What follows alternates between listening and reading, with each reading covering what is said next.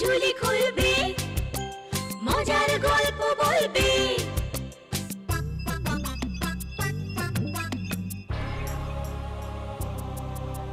গা ছমছম কি হয় কি হয়, কখনো মজার কখনো বা ভয়।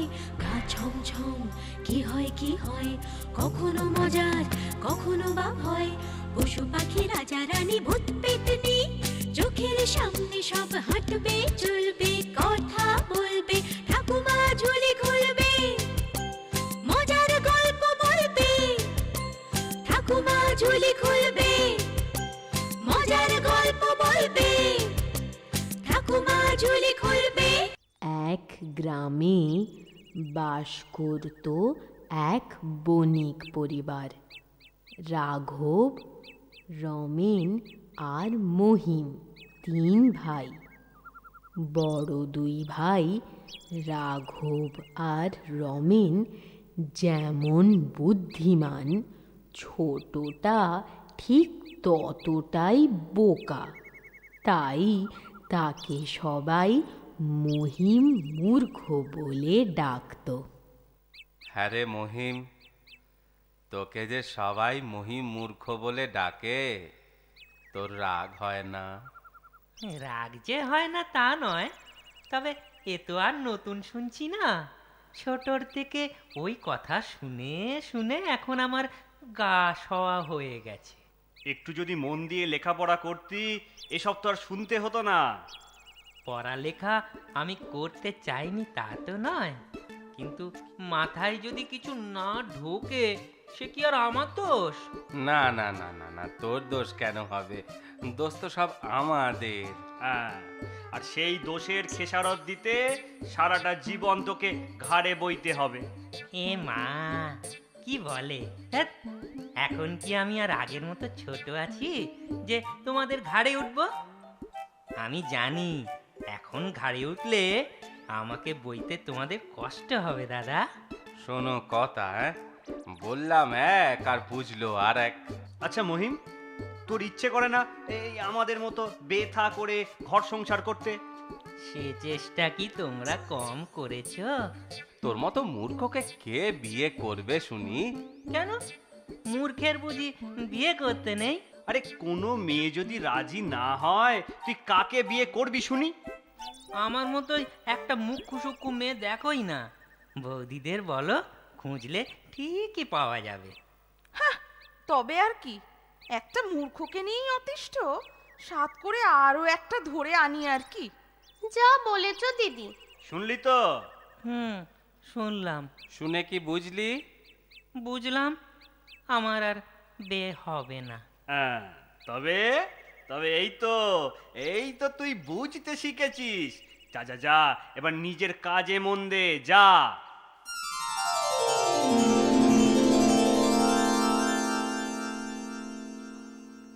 এই যে হবুচন্দ্র। কাকে ডাকছো দাদা? কাকে আবার? আপনাকে। কিন্তু কিন্তু আমার নাম তো হবুচন্দ্র নয়। তুই আমার ছোট ভাই, আমি তোর দাদা, তাই আদর করে ওই নামে ডাকছি। কেন রে, কেন? নামটা তোর পছন্দ নয়? হবুচন্দ্র, হ্যাঁ, নামটা মহিমূর্খের থেকে মন্দ নয়। এই, মন্দ ভালোর তুই কি বুঝিস রে? যা বলছি তা মন দিয়ে শোন। আচ্ছা বলো। বলছি, আমরা 2 ভাই কিছুদিন শহরে থাকবো ব্যবসার কাজে। তুই তুই বৌদিদের দেখবি, বুঝলি? সে তো সকাল সন্ধে প্রতিদিনই দেখি। আরে বাবা, সে দেখার কথা হচ্ছে না। তবে বৌদিদের কথা শুনে চলিস। হ্যাঁ হ্যাঁ, তবে যদি তোর বিয়ে হয়। ও, বৌদিদের যত্ন করলে বিয়ে হয় বুঝি? কি সুন্দর বুঝেছে দেখ। ওহো, ওরা যদি তোর উপর সন্তুষ্ট হয় তবেই না তোর জন্য মেয়ে দেখবে। কিন্তু শুধু বৌদিরা দেখলে হবে না, আমিও দেখব। শোনো কথা, তোর বিয়ে তো তুই নিজে দেখবি। ঠিক আছে ঠিক আছে। বলি, বিয়ে করলে বউকে খাওয়াবে কি শুনি? কেন, আমি যা খাই বউ তাই খাবে। সকালে পান্তা, দুপুরে মুড়ি, রাতে রুটি, আর সকাল বিকেল মুখ ঝামটা আর খাবার খোঁটা। এত সব খাবার খেলে ঠিক পেট ভরে যাবে। শুনলে শুনলে কথা খোঁচাটা শুনলে তোমরা? তোমরা বলো ওর নাকি বুদ্ধি শুদ্ধি কিছুই নেই, সব আছে। কাজের ভয় হাঁদারাম সেজে থাকে খালি। যা বলেছিস ছোট। এই দেখো, এই ওকে নিয়ে পড়ে থাকলে হবে? আমাদের বাক্স প্যাটরা দাও দেখি এবার। এই মহিম, হাঁ করে দাঁড়িয়ে না থেকে ওই ওই ওই বটতলার মোড় থেকে একটা গরুর গাড়ি ডেকে আনতো। আচ্ছা দাদা।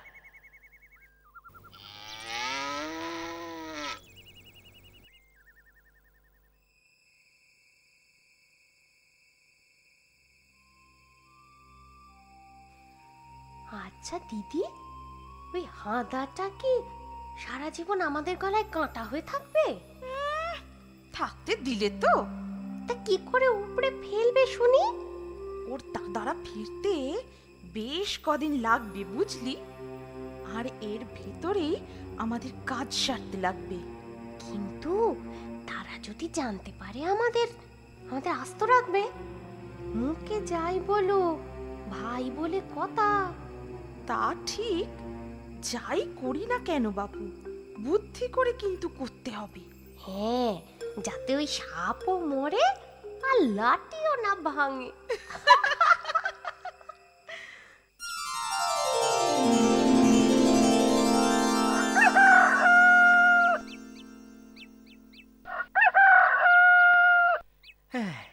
বলো গো বৌদি, তোমাদের কি যত্ন করতে হবে?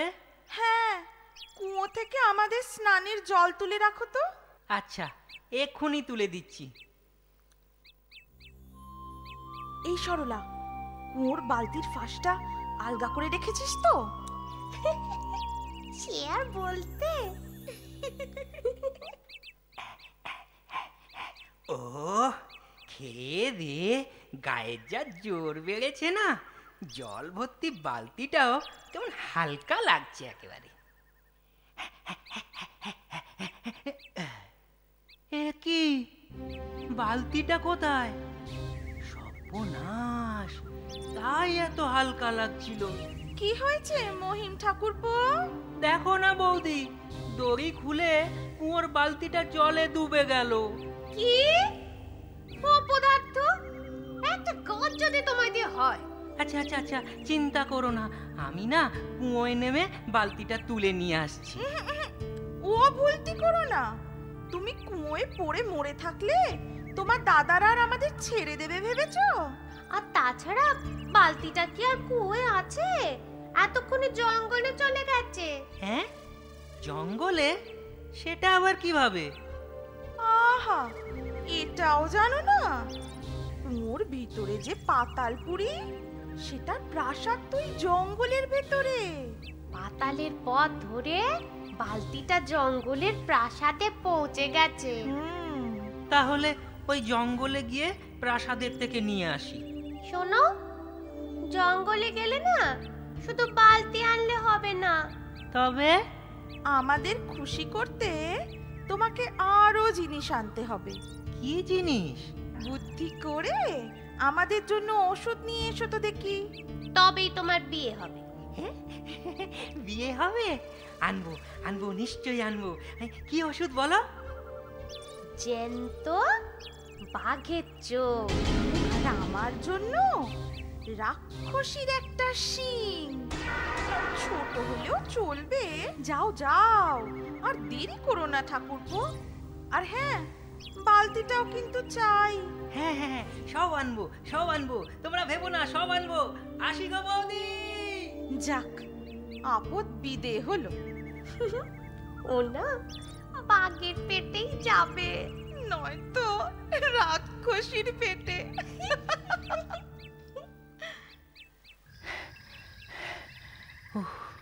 কতটা পথ হেঁটে এলাম, না বাঘ দেখা দিল আর না রাক্ষসী।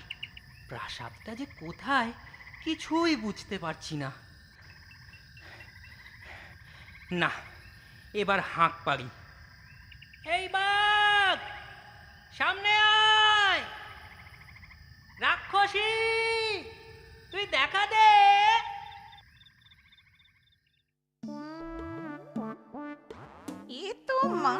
কিসের গলা? কার এত সাহস? বাঘ আর রাক্ষসীকে সামনে ডাকছে। যাই তো, গিয়ে দেখি তো একবার।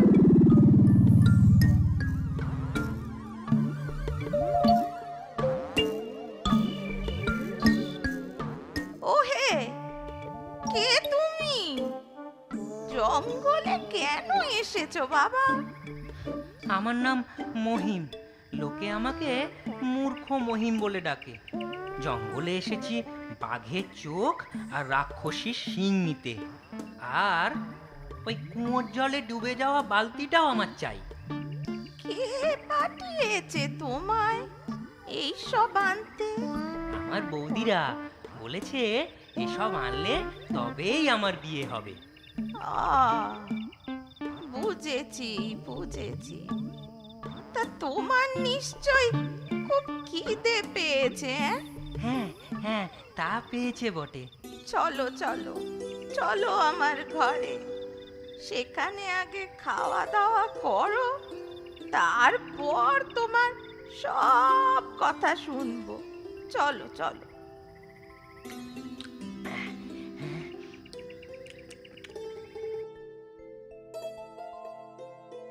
কিরে নাতনি, জামাই পছন্দ হলো?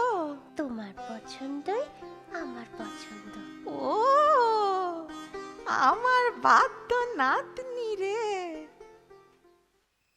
শোনো মহিম, নাতনিকে নিয়ে আমি ঘরে থাকি, তাই তোমায় বাইরে ঘুমুতে দিলুম। আজ রাতটা বাইরে কাটাও, ওই খাটিয়ায় শুয়ে। কিন্তু যদি বাঘ আসে আমায় তুলে নিয়ে যায়? না না, সে ভয় পেও না।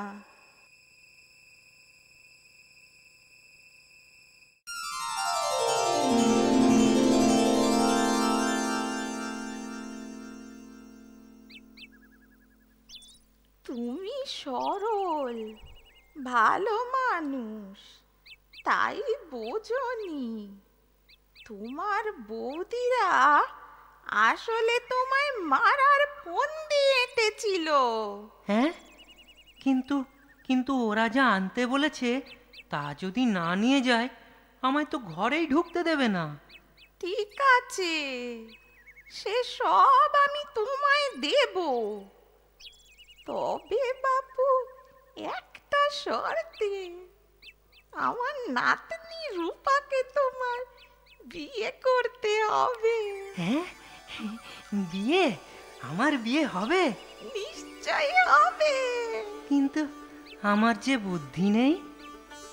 আমার নাতনি রূপা তার কথা মতো চললে আর কেউ তোমায় বোকা বানাতে পারবে না।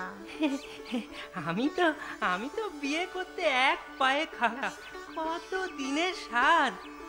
সামনের পূর্ণিমায় তোমাদের 4 হাত আমি এক করে দেব।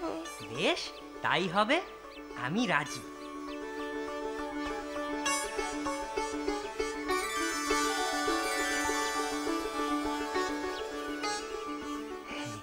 বেথা হলো। এবার যে আমায় ফিরতে হবে। কিন্তু ওই বাঘের চোখ, রাক্ষসীর শিং আর বালতি, সেসবের কি হবে? যৌতুক হিসেবে যা পেয়েছো দেখবে, তার ভিতর ওই 2টো সিন্দুক আছে। সে 2টো তোমার 2 বৌদিকে দেবে। বড় বৌদিকে লাল সিন্দুক আর ছোট বৌদিকে হলুদটা দেবে। আর বালতি? হ্যাঁ, এই যে বালতি। আচ্ছা, আসি তাহলে। হ্যাঁ, এসো এসো।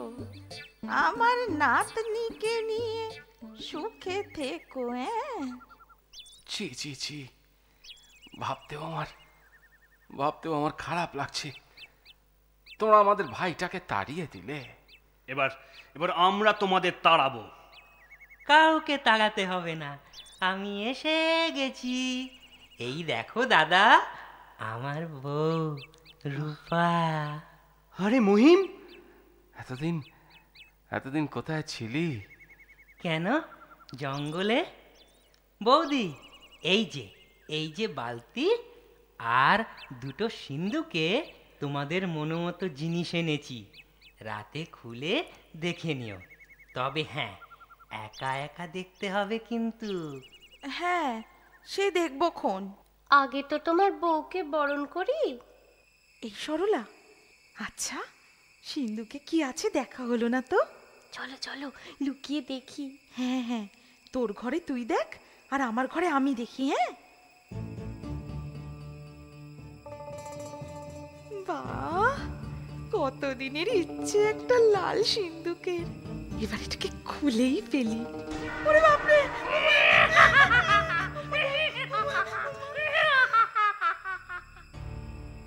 ও মা, খুলছে না কেন রে বাবা?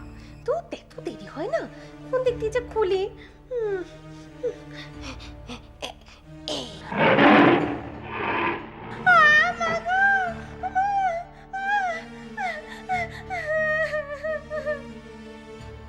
মহিমের বৌদিরা খুব জব্দ হয়। মহিমের সঙ্গে আর খারাপ ব্যবহার করার সাহস দেখায় না ওরা। রূপা তার ব্যবহারে সকলের প্রিয় পাত্রী হয়ে ওঠে। মহিমের জীবন বেশ সুখে স্বচ্ছন্দে কাটে।